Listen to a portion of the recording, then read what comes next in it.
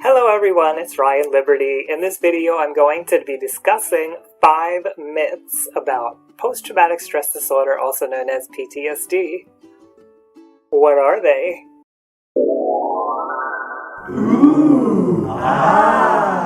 Okay, here we are. Let's get into what the 5 myths about post-traumatic stress disorder are.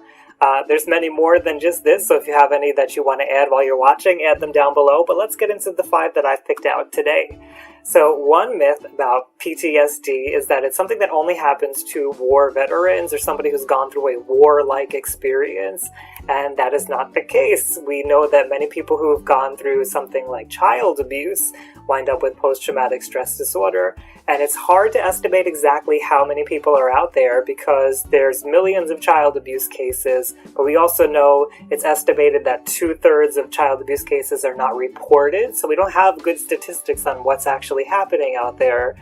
But we know that child abuse leads to PTSD very often, so there are definitely millions of people out there who've gone through child abuse who've wound up with PTSD, as well as for many other reasons, in addition to war and child abuse. So all of them are valid reasons for having PTSD, but it's not just people who go through war and war veterans that experience post-traumatic stress disorder symptoms.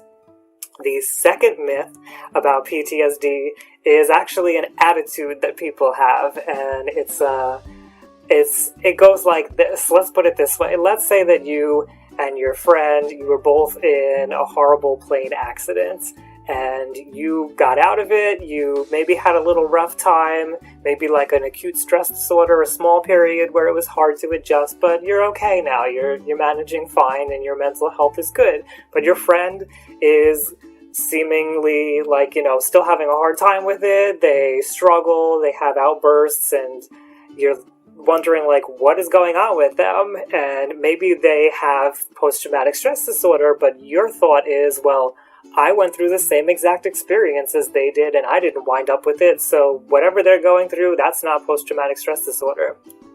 That would be the myth. People have different resiliencies when it comes to traumatic events. We all have different natural temperaments just in the way that we are. We've all had different experiences in life, and we all have developed different coping skills to stress as we've gone through life. So all of those factors combine into the context that we are in when we experience a traumatic event. And that is why one person may have enough of a background and a temperament to be able to handle a certain type of stress, while somebody else may not and may wind up to go on and develop PTSD. So just because 2 people have experienced the same thing doesn't mean that if somebody's having a hard time, somebody's not, that the person who's having a hard time is not having PTSD for some reason. Everybody has their own resiliency when it comes to traumatic events.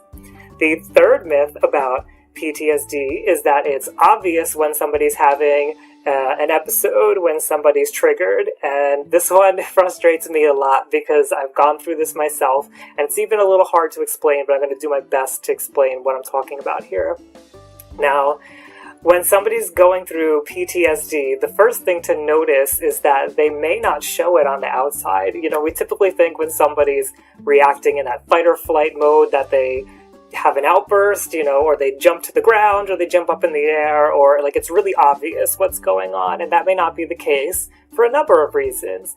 One of those reasons may be that the person who has PTSD may have been managing this for so long that they just know how to hide it, and they may still have all those experiences inside. Their mood may change, they may get irritated, they may be really intensely afraid or angry, and they may just be keeping it all on the inside. So you may not notice it until something weird kind of happens where they all of a sudden get really angry because they've been bottling it up.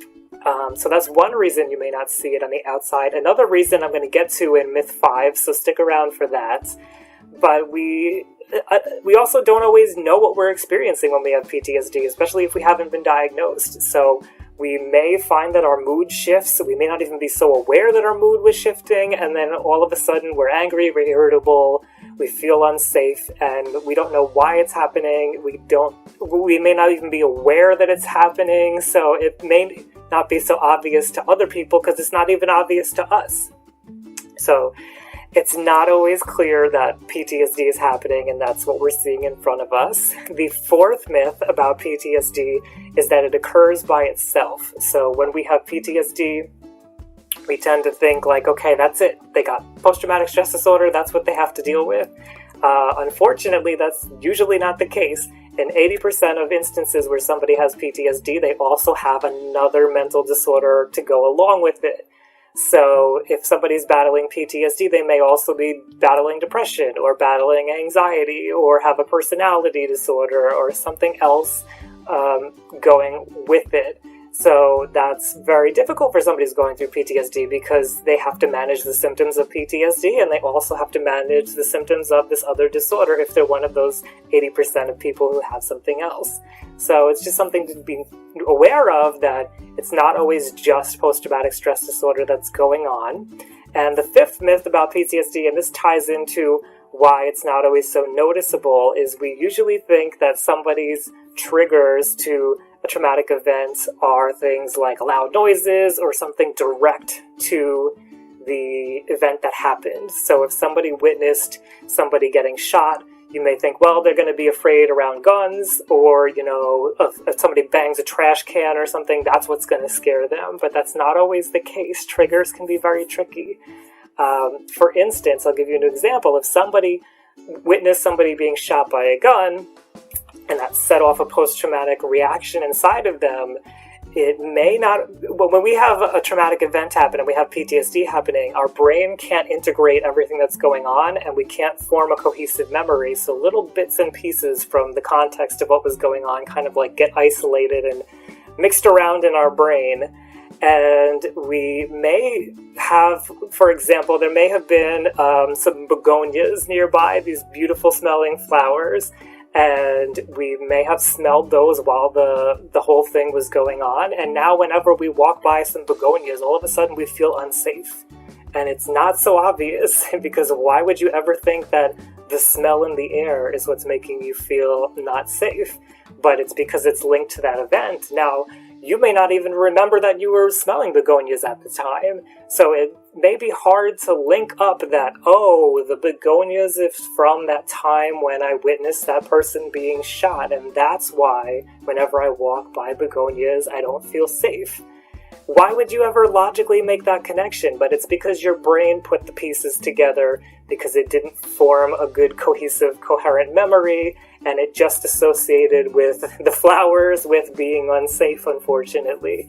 Now, it doesn't have to be flowers, it could be anything. There could be a piece of music that was going on, maybe you heard it out somebody's window, maybe there was a piece of fabric you were wearing that day, and whenever you have that feeling, it brings on anger or frustration. Maybe it's a pain you had in your neck, and whenever you feel that pain in your neck again, all of a sudden you have this feeling of being unsafe, and it's not so obvious, because why would you think that maybe hearing some rustling leaves would be a trigger? But that's the way that PTSD works. It picks out very strange things sometimes to link up to that fight or flight sense.